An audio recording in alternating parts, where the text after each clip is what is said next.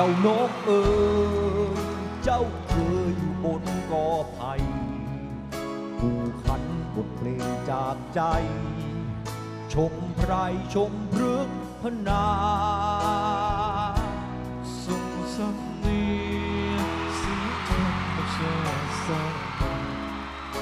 ผสมเสียงเพลงฟุตสัน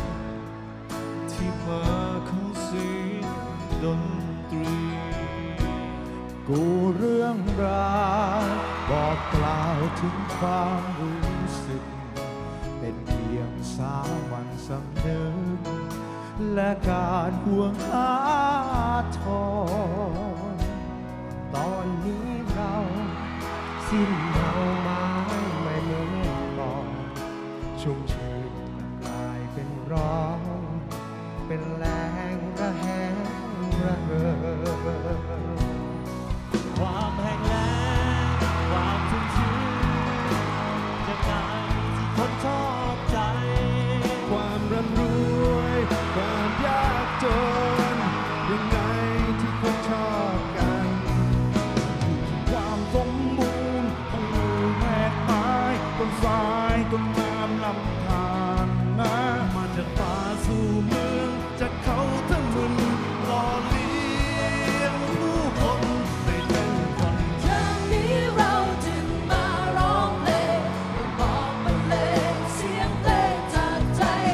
เมืองนั้นมีความสิวิไลยังมีป่าไม้ต้นน้ำลำธารมีนกกาหากินบินวนเหลือแบบลูกอ่อนมีนกให้ลูกกินคนหากินสัตว์หากินเราไม่เบียดเบียนกันละกันต้นไม้งามคนก็งดงามยามน้ำใจไหลเป็นสายทานทุกชีวิตทุกฝ่ายเบิกบานมีคนมีต้นไม้มีสัตว์ป่า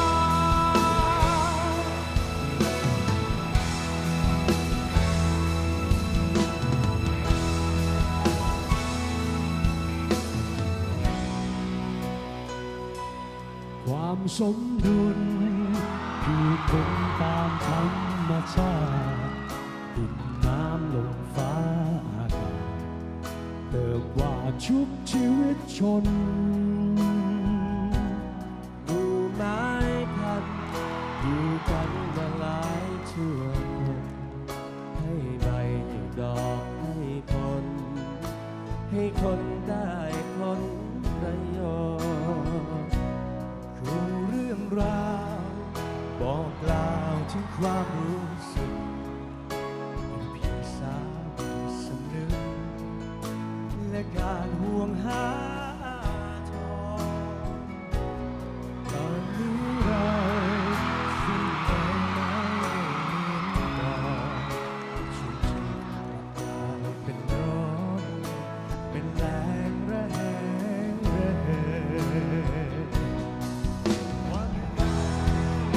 มชุ่มชื้นยังไงที่คนชอ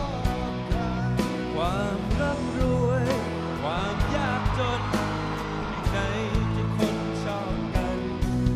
อยู่ที่ความสมบูรณ์ของหมู่แม่กไม้ต้นสายต้นน้ำลำธารนะจากป่าสู่เมืองจากเขา